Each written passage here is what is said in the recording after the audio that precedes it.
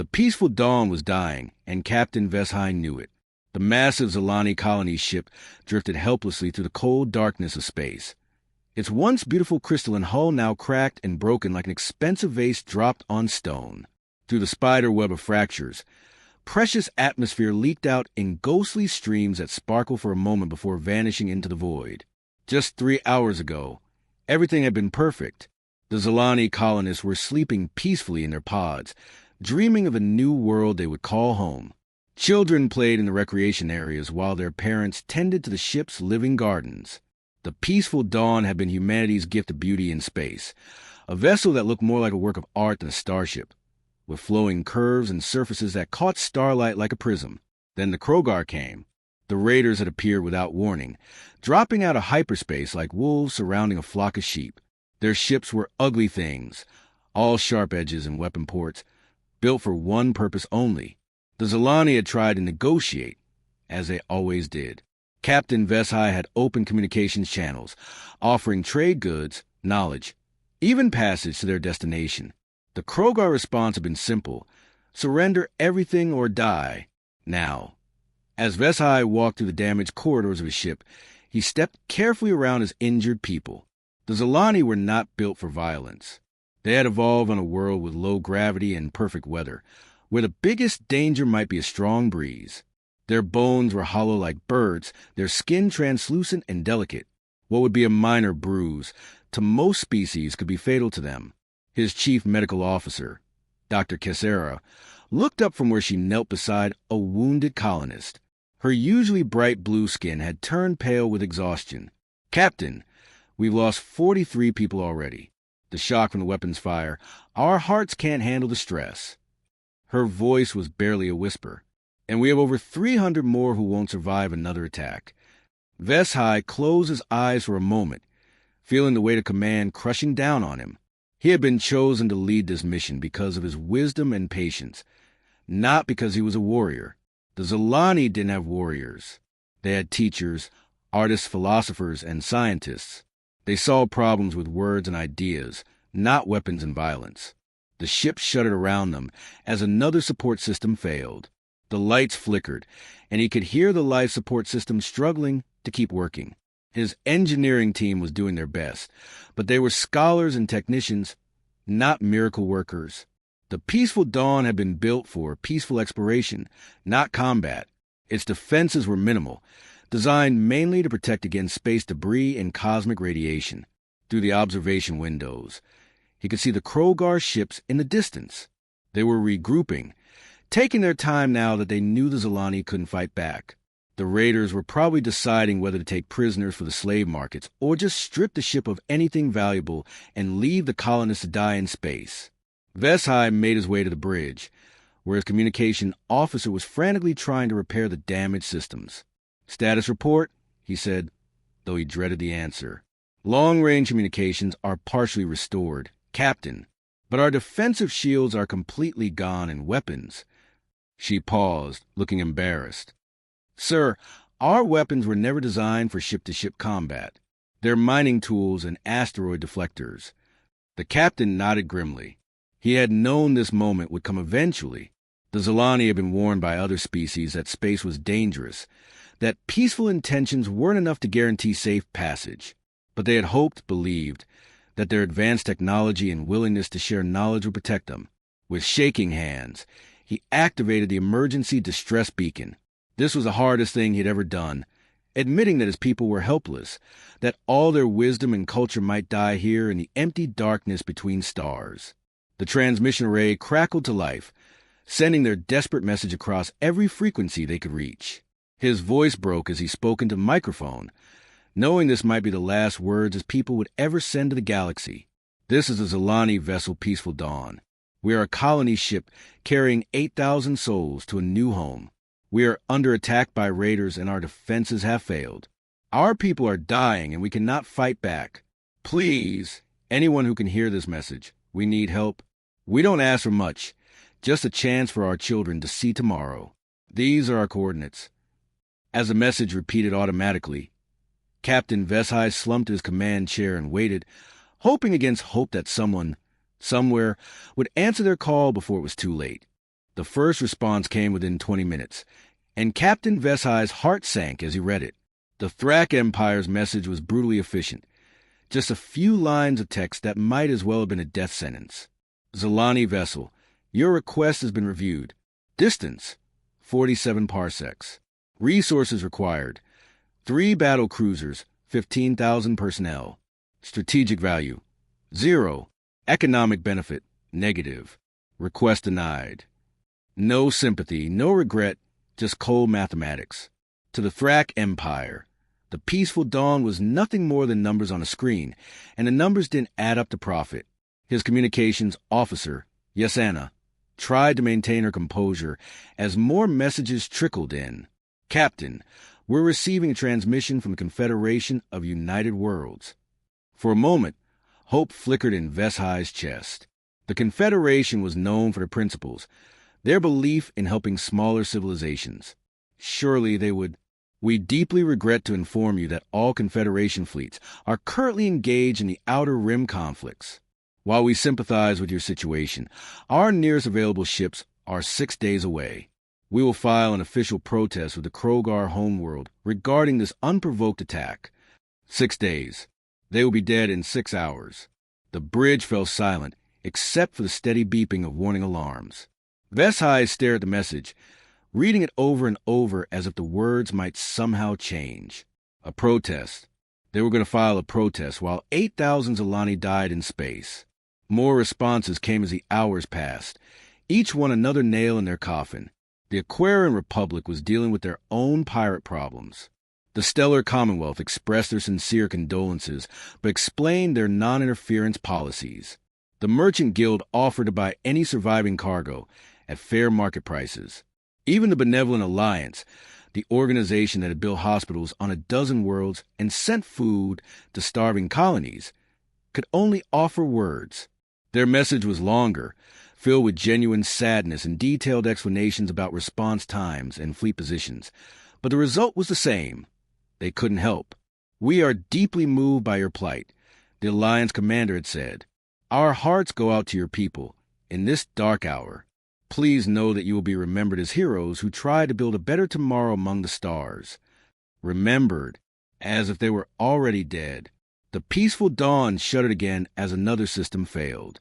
The artificial gravity was becoming unstable, causing people and objects to drift unexpectedly. The air itself was getting thinner. Veshai could feel it in his lungs with every breath. His engineering teams worked frantically to patch holes and reroute power, but they were like doctors trying to save a patient who was bleeding from 100 wounds. Through the main view screen, the Krogar ships were clearly visible now, moving into attack formation. Their hulls were scarred from countless battles, painted in harsh colors that hurt to look at. These weren't desperate pirates or opportunistic raiders. They were professionals, efficient killers who had turned destruction into an art form. His tactical officer, barely more than a child by human standards, looked up from her station with tears in her large eyes. Captain, they're charging weapons. All ships are targeting our main hull sections. Her voice trembled. They're not trying to disable us anymore. They want to finish this quickly. Throughout the ship, the Zalani were preparing for the end in their own way. In the residential sections, families gathered together, parents holding their children while telling them old stories about the beautiful homeworld they would never see again. In the temple areas, the spiritual leaders led quiet prayers, their voices creating a harmony that seemed to make the metal corridors feel warmer. Dr. Kesera had stopped trying to treat the wounded. Instead, she moved from person to person, offering comfort and pain relief for their final moments. "It won't hurt," she whispered to a young mother whose ribs had been crushed when a bulkhead collapsed. "You'll just go to sleep, and when you wake up, you'll be home with the ancestors." The temperature was dropping rapidly now. Ice crystals formed on the walls as the life support systems gave up their struggle. Veshai pulled his thin robes tighter around his shoulders and tried not to think about how his people would die. Not from weapons or violence, but from the cold emptiness of space itself. That's when Yasana suddenly straightened at her station, her brow furrowed in confusion. "Captain, I'm receiving another transmission." She paused, checking her instruments twice. "But I don't recognize the origin signature. It's not in any of our databases. Veshai looked up from where he had been staring at his hands. Another refusal?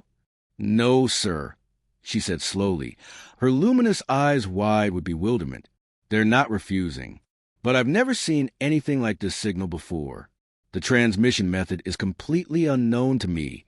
For the first time in hours, something other than despair flickered in the captain's chest. Put it through.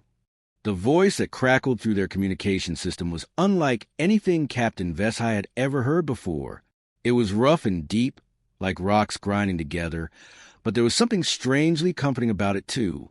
The universal translator struggled with the sounds, creating small delays and distortions that made the words seem almost alien. Zolani vessel, this is the UES Indomitable. We received your distress call. Hold your position. Help is coming. The transmission was short, direct, and completely different from the flowery diplomatic language they were used to. No apologies, no explanations about why they couldn't help, just a simple promise that help was on the way. Wait! Veshai called out desperately, leaning forward in his command chair. Who are you? What is your species? How many ships do you have? But the channel had already gone silent, leaving only the steady hum of the ship's failing systems. Yes, Anna frankly worked at her station, trying to re-establish contact. Captain, they've cut the transmission. I can't get them back on any frequency. She paused, staring at her readings with growing confusion. Sir, there's something very strange about their communication method. The signal patterns don't match anything in our databases. It's like they're using completely different technology from everyone else in the galaxy. Before Veshai could respond, his sensor operator suddenly gasped. The young Zolani's skin had gone completely white with shock. Captain, he whispered, his voice barely audible over the bridge alarms. I'm detecting a single vessel approaching our position. But this is impossible. What do you mean impossible? Veshai demanded, moving quickly to look over the operator's shoulder at the sensor display. The speed, sir. According to these readings, that ship is traveling at velocities that should rip apart any known hull design. No species in the galaxy builds ships that can handle those kinds of forces. The operator's hands shook as he checked and rechecked his instruments. Captain, the gravitational stress alone should have crushed anyone inside that vessel into paste. The main view screen flickered as the computer tried to track the approaching ship. For brief moments, they could see a distant speck of light growing larger, but it moved so fast that their targeting systems couldn't maintain a lock. The ship seemed to dance between the laws of physics, changing direction in ways that should have been physically impossible. How far away? Veshai asked, though he wasn't sure he wanted to know the answer. At current speed, less than 30 minutes, sir. But, Captain, I need to stress this. What I'm seeing violates everything we know about space travel. That ship is pulling maneuvers that would kill any known species through acceleration alone. The G-forces involved. He trailed off, shaking his head in disbelief. Across the bridge, Dr. Kissera had arrived to check on the crew. She overheard the conversation and added her own concerns. Captain, I've studied the physiology of every known intelligent species in our databases. There isn't a single race that could survive inside a ship moving like that. Their bones would shatter, their organs would be crushed, their blood vessels would burst from the pressure. The mystery deepened when their communications array picked up transmissions from the Krogar fleet. The raiders had noticed the approaching vessel too, and their confident battle chatter was rapidly changing tone. Unknown ship. Identify yourself. The Krogar pack leader snarled over their communication channels. This is a claimed hunting ground. You have no business here. No response came from the mysterious vessel. Pack leader. One of the Krogar subordinates reported, his voice tight with growing nervousness. The ship's not slowing down. It's coming straight at us, and our weapons can't get a targeting lock. The thing moves like it's alive. What species builds ships like that? Another Krogar warrior asked. I've raided across 3 galactic sectors, and I've never seen anything move that way. It's like they don't care about the laws of physics. The pack leader's voice became uncertain for the first time since the attack began. Fall back to defensive positions. I don't like this. Ships that fast usually mean someone with very advanced weapons technology. Listening to the Krogar communications, Veshai felt a strange mixture of hope and terror. These raiders had attacked his ship without hesitation, confident in their superior firepower and experience. Now they sounded genuinely worried about a single vessel from an unknown species. "Who are these humans?" he wondered aloud, not really expecting an answer. The word itself sounded harsh and unfamiliar when the universal translator processed it, like it belonged to a language designed for battle commands rather than poetry. Yes, Anna looked up from her station with wide, frightened eyes. "Captain, I've been searching our cultural databases for any reference to this humanity or humans. There's nothing, not in our histories, not in any of our contact records, not even in the trading post gossip networks. It's like this species doesn't exist in any of our records." "That's impossible," Dr. Kessera said. "We've been traveling the galaxy for thousands of years. We have contact with hundreds of civilizations." "I know, Doctor, but there's no trace of them anywhere. These humans, they're complete strangers to our entire galactic community." The ship shuddered again as another system failed. But for the first time in hours, Veshai wasn't thinking about death. Instead, he found himself staring at the view screen, wondering what kind of beings could build ships that defied physics and had somehow remained completely unknown to the rest of the galaxy. The human ship appeared out of faster-than-light travel in a way that should have been impossible. Most species dropped out of hyperspace at safe distances, allowing their ships time to adjust and their crews to recover from the disorienting effects of dimensional travel. The Indomitable materialized so close to the battlefield that Captain Veshai could see individual weapon ports on its hull through the main view screen. "By the ancestors," his sensor operator breathed, his voice filled with terror and amazement. "Captain, they dropped out of FTL less than 50,000 kilometers from our position. The gravitational waves alone should have torn both our ships apart. But somehow, both vessels remain intact." The human ship hung in space like a predator that had just spotted its prey, and Veshai got his first clear look at humanity's idea of a rescue vessel.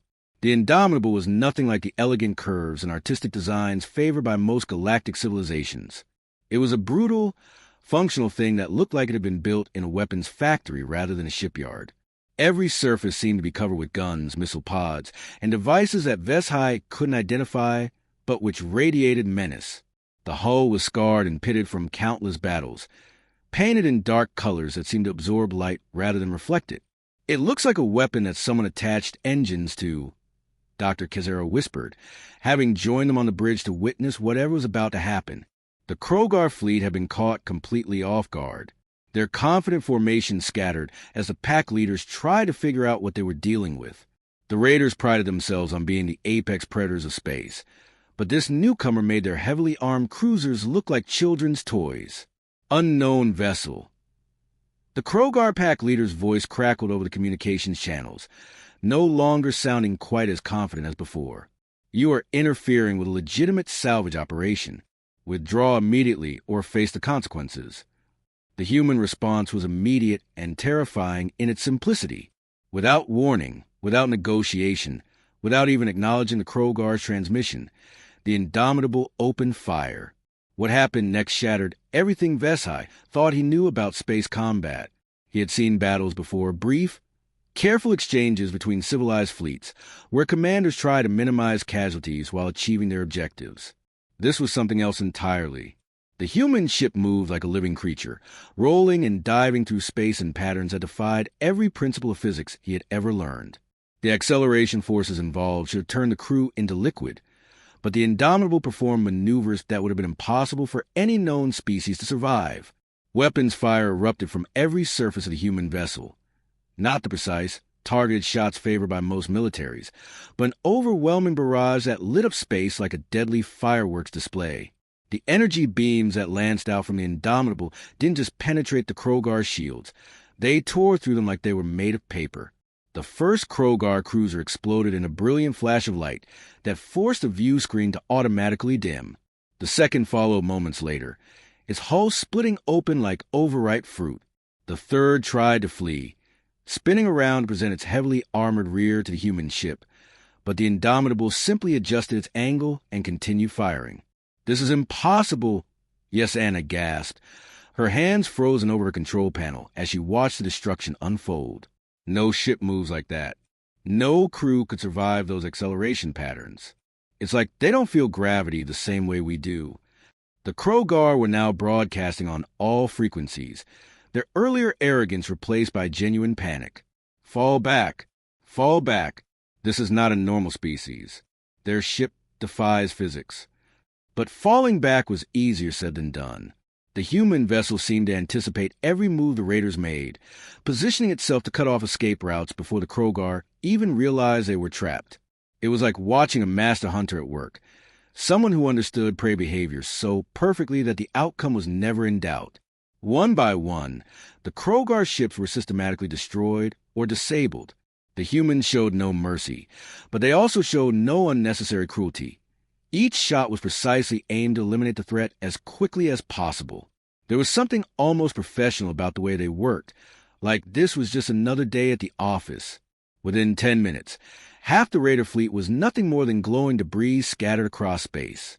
The surviving Krogar ships, their hulls damaged and their weapons depleted, finally managed to break free and flee into hyperspace. Their retreat was chaotic and desperate, a far cry from the confident predators who had attacked the peaceful Dawn just hours earlier.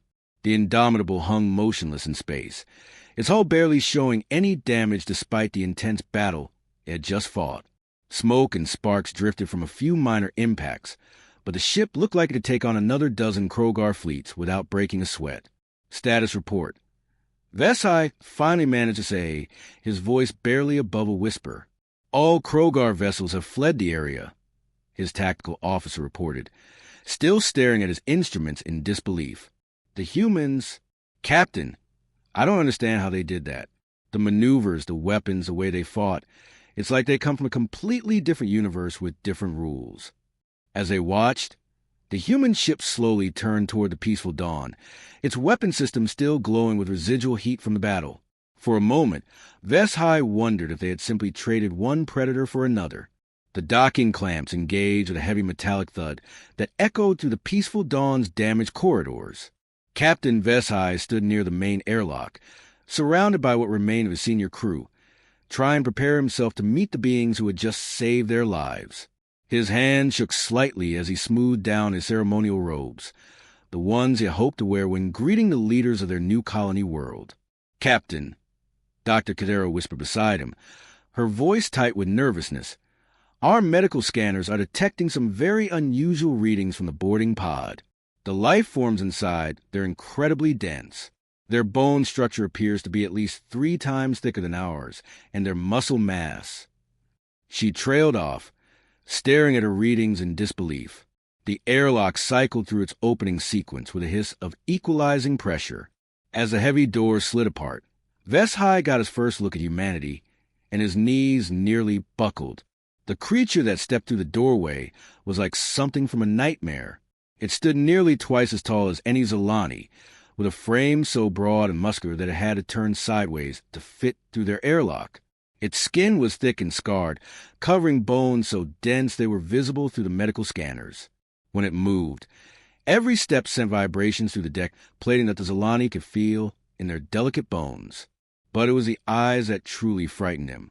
They were small and hard, set deep in a face that looked like it had been carved from stone. These were Predator's eyes, the kind that spent millions of years hunting and surviving in conditions that would kill most species instantly. "Captain Vesai?" The creature's voice was deep and rumbling, like rocks grinding together deep underground. "I'm Captain Jake Reynolds of the UES Indomitable. Sorry we couldn't get here sooner." Vesai tried to speak, but found his voice had abandoned him. This being, this human, was everything the Zolani were not. Where they were delicate and graceful, he was solid and powerful. Where they moved like dancers, he moved like a mountain that had learned to walk. More humans entered behind Reynolds, each one as intimidating as their captain. They carried equipment that looked far too heavy for beings their size to handle, yet they moved with it as easily as a Zolani might carry a flower. Their suits were covered in tools and devices that looked more like weapons and rescue equipment. "We're going to get you out of this," Reynolds said, and despite his terrifying appearance, there was something reassuring about his tone. My team is going to spread out and assess the damage. We'll have your life support stable within the hour. What happened next amazed Vesai more than anything he had witnessed during the space battle. These creatures, these Deathworlders who moved like living weapons, began working on his ship with gentleness that seemed impossible given their appearance. He watched in fascination as a human engineer named Tom carefully examined a damaged power coupling that 3 Zolani technicians had been afraid to touch. The humans' massive hands, which looked like they could crush steel, delicately reconnected microscopic circuits with the precision of a master artist. When a wounded Zolani child cried out in fear at the sight of him, Tom immediately sat down to make himself less intimidating and spoke in soft, soothing tones until the child stopped crying. Dr. Kessera approached Reynolds hesitantly. Captain, I don't understand. Your people, the way you fought those raiders, the maneuvers your ship performed, how did you survive? Reynolds smiled, and somehow the expression transformed his entire face. What had seemed like a predator's grimace became warm and reassuring. Earth isn't like most worlds, Doctor. Our gravity is nearly 3 times what you're used to. Our weather can go from deadly heat to killing cold in the same day. We've got poisonous animals, toxic plants, and natural disasters that make Krogar raids look like gentle rainstorms. He gestured around the damaged corridor, where his crew worked efficiently to save Zolani lives. Every day on Earth is a survival challenge. It made us tough, but it also made us something else, protective of those who can't protect themselves. A human medic named Lisa was carefully treating a Zolani elder whose bones had been fractured during the attack. Despite her own massive frame, she worked with tools so small they were barely visible, her movements precise and careful. The thing is, she said without looking up from her work, when you grow up on a world that's constantly trying to kill you, you learn to value life. Every life. How did you even know we were in trouble? Vesai finally managed to ask. Reynolds walked over to where another human was repairing their communications array. Earth monitors all the galactic emergency frequencies. We listen for distress calls, and when we hear them, we respond. It's what we do. But why? Dr. Kessera pressed. What do you gain from risking your lives for strangers? The human captain was quiet for a moment, watching his crew work to save a ship full of people they had never met before. Doctor, most species in the galaxy are like you, refined, civilized, built for peaceful worlds. When trouble comes, when the predators show up, you're not equipped to handle it. That's not your fault. It's just how you evolved. He pointed toward the viewport where the debris from the Krogar ships still glowed in the darkness. We evolved differently. Earth made us into something that can handle the predators. And with that ability comes responsibility. A young human named David approached, carrying a Zolani child who had been separated from her parents during the attack. The little girl, who should have been terrified of this massive alien creature, was sleeping peacefully in his arms. We're the ones who can answer the calls that others can't, Reynolds continued. So when someone needs help, when civilized species are threatened by those who would hurt the innocent, we come running. As the peaceful dawn slowly came back to life under human care, Vesai realized something that would change his understanding of the galaxy forever. Sometimes salvation doesn't come in the form you expect. Sometimes it comes from the darkness, wearing the face of nightmares but carrying the heart of heroes. The galaxy now had its answer. When the proper channels failed, when civilized help couldn't arrive in time, when all hope seemed lost, the Deathworlders would come.